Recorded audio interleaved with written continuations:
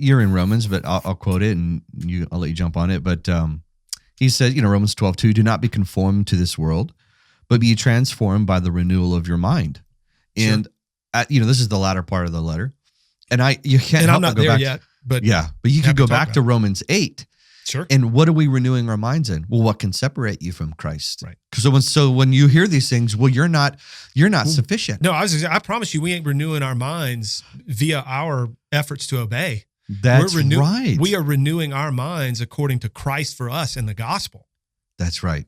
I mean, when I hear Paul say, hey, John, there's nothing that's going to separate you, not even Satan and his demons, because he says principalities, powers, and he describes everything that could possibly separate you. Yeah. And those are the things that I need to be. So when I'm being told, hey, try hard to do better, I need to be renewing my mind and nope, this is who I am in Christ. Therefore, I'm going to boldly run into my Father's throne room right now and say, Father, I messed up. I am face planted and it's been bad. Can you give me mercy? Yeah. It is not coincidental that where Paul begins, he says, God's for us, guys. Like, how do we know all these things are going to be true that I've been saying? Well, God's for us. And the evidence of that is that Christ came. Not your life, not your circumstances, not how you're doing. The evidence is that Christ came. And if that's true, is God going to withhold any good thing from us? Of course he won't. But then where does he start? Who can bring any charge against God's elect?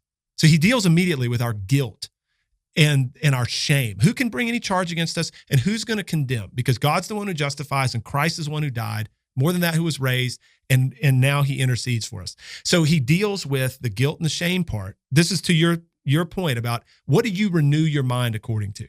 You renew your mind according to that guilt and shame and all those things that people know they need and are crying out for, and it's nowhere to be found. Mercy and forgiveness and absolution are ours in Christ. Right.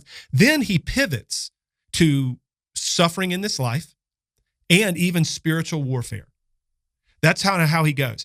And I would say that it's very clear in his mind that if you don't know that you are free from guilt and condemnation, you will never stand in the midst of trial and the accusations and the onslaught of the enemy.